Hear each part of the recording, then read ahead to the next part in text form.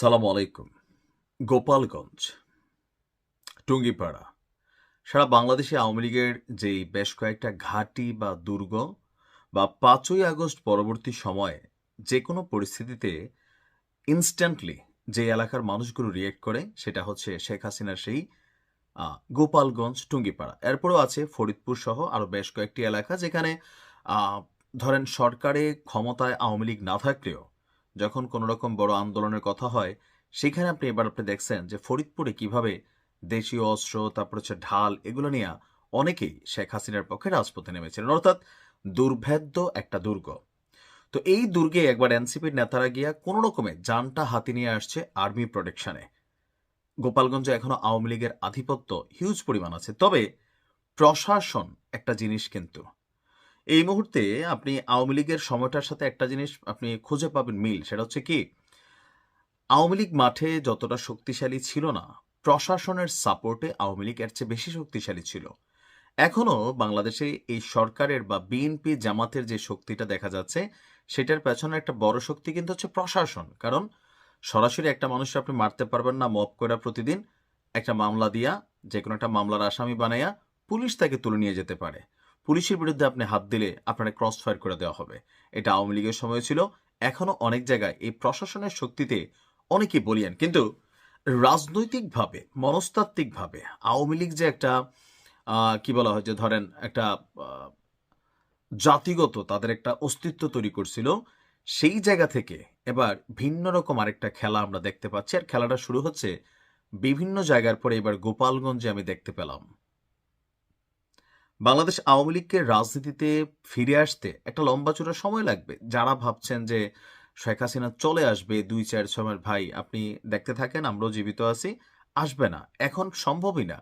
কারণ হচ্ছে কি, একটা সরকার যখন রাজনৈতিক সরকার ক্ষমতায় বসবে, তো এই যে দেখেন ডক্টর ইউনূস ৪ দিন আগেও ভালো ছিলেন সবার কাছে, কিন্তু যেই তিনি চেয়ারে বসছেন তখন এখানে অনেক কিছু কানেক্ট হয়ে গেল।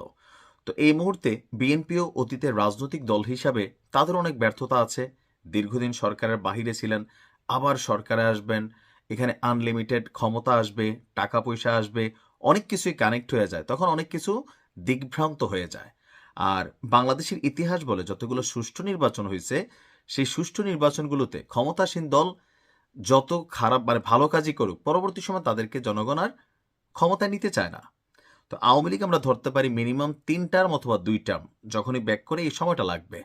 এখন এই যে লম্বা চূড়ার সময় দলীয় রাজনৈতিক কর্মকাণ্ড চালাই যাওয়া, অথবা লোকালি অনেকে নিজেদের ব্যবসা বাণিজ্য, আওয়ামী লীগের সময় ছিল না, বিএনপি জামাতের অনেকে আওয়ামী লীগের সাথে সেট আপ দিয়ে চলছে, কেন?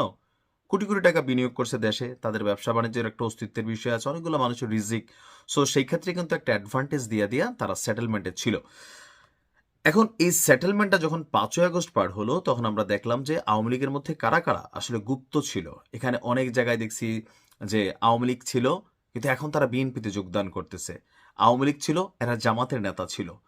তো যেভাবে আওয়ামী লীগের মধ্যে তারা মিশে গেছিল, এখন আওয়ামী লীগের নেতাকর্মীরাও তাদের রাজনৈতিক স্বার্থে অথবা লোকাল ব্যক্তিগত স্বার্থে আপনার তারা নিজেরাও অনেকে বিএনপির মধ্যে যোগ দিচ্ছেন। এমনকি আমি নিশ্চিত করে বলতে পারি, কখনো আওয়ামী লীগ ফিরে আসছে, শেখ হাসিনা ফিরে আসছে শোনার পরে এই মানুষগুলো সবার আগে দৌড় দিয়া আসল আস্তানায় যাবেন। এখন যেমন জামাত এবং বিএনপিকে আপনি দেখছেন যে দৌড়ে সবাই সাবেক আওয়ামী লীগ, সাবেক ছাত্রলীগ, সাবেক এটা, তারা কিন্তু এখন তারা তাদের নিজ নিজ দলে ফিরে যাচ্ছে।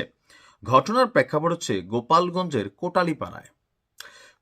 কোটালীপাড়া উপজেলার রাধাগঞ্জ ইউনিয়নের ১ নম্বর ওয়ার্ডের যুবলীগের সাধারণ সম্পাদক মোহাম্মদ মুকুল খন্দকার তিনি পদত্যাগ করেছেন। আর পদত্যাগ করে কি করেছেন? যুব দলে যোগ দিয়েছেন।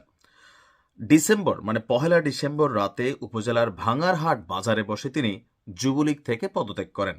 পরে যুব দলে তিনি জয়েন করার ঘোষণা দেন। এই সময় একটা লিখিত বক্তব্য পাঠ করেন। তিনি লিখছেন, আমি দীর্ঘদিন ধরে রাধাগঞ্জ ইউনিয়নের ১ নম্বর ওয়ার্ডের আওয়ামী লীগের আওয়ামী যুবলীগের সাধারণ সম্পাদক হিসেবে দায়িত্ব পালন করে আসছে, মানে গুরুত্বপূর্ণ একটা পদ আওয়ামী লীগের পয়েন্ট অফ ভিউতে। কিন্তু আওয়ামী রাজনীতির আদর্শের সঙ্গে আমার ব্যক্তিগত আদর্শের মিল না থাকায় আমি যুবলীগের সাধারণ সম্পাদকের পদ এবং সব ধরনের আওয়ামী লীগের কার্যক্রম থেকে অব্যাহতি নিলাম। সেই সঙ্গে শহীদ রাষ্ট্রপতি জিয়াউর রহমানের আদর্শে অনুপ্রাণিত হয়ে যুবদলে যোগদান এবং তাদের রাজনৈতিক কর্মসূচিতে অংশগ্রহণ করার ঘোষণা দিচ্ছি। তো ওইখানে কে কে উপস্থিত ছিলেন? উপজেলা যুবদলের আহ্বায়ক রঞ্জন মল্লিক, সদস্য সচিব মান্নান শ্যাং, রাধাগঞ্জ ইউনিয়ন যুবদলের সাধারণ সম্পাদক নাসির ফকির সহ বিএনপি এবং সহযোগী সংগঠনের নেতৃবৃন্দরা উপস্থিত ছিলেন। এখন ওনার হঠাৎ করে চেতনার মধ্যে আসলো যে আওয়ামী লীগের রাজনীতি তার মতাদর্শের সাথে মিল নাই, কিন্তু কখন আসলো? আওয়ামী লীগ ক্ষমতায় থাকতে তিনি কি আসলে এই কাজটা করতে পারতেন? এখানে আমরা দুইটা পারসেপশন নিতে পারি। যেমন ধরেন, আওয়ামী লীগের রাজনীতি করতেন বা আওয়ামী লীগকে ভালোবাসতেন, কিন্তু আওয়ামী লীগের অনেক কিছুর সাথে একমত ছিল না। এই দেশে অসংখ্য মানুষ আছে, ছিল কিন্তু কিন্তু আপনি তখন কোনো কথা বললে আপনাকে একটা মামলা দিয়ে দিত আওয়ামী লীগ, অথবা আপনাকে একটা বিপদে ফেলে দিত। এটা হইতে পারে একটা পারসেপশন।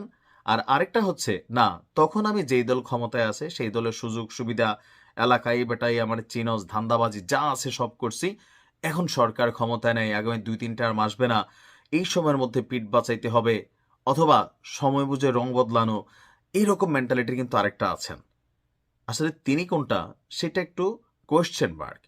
গেল 2-3 দিন আগেও দেখলাম 200 জনের আওয়ামী লীগ নেতাকর্মী তারা বিএনপিতে যোগদান করছেন। বিএনপিও সামনে নির্বাচনকে মাথায় রেখে যে আহ, ভোটের যে বাক্সটা, এটাতে এনসিপিরও নজর, বিএনপিরও নজর, জামাতেরও নজর।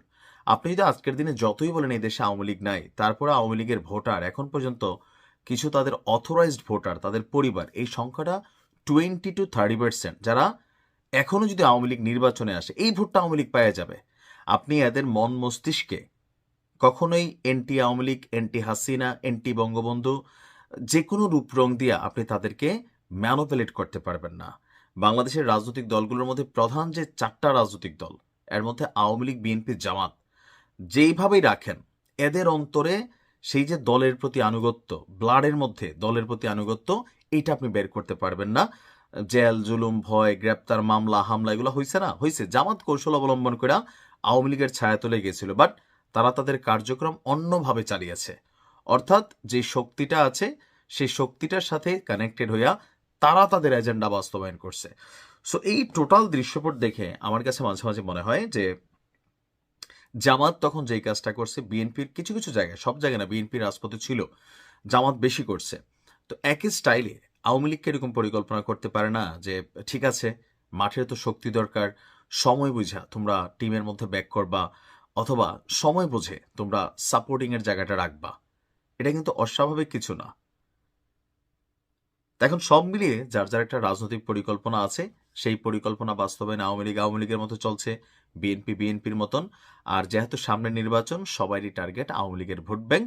এবার এটাকে যার যার মতো করে জয় করার জন্য তারা তাদের কৌশল অ্যাপ্লাই করছেন।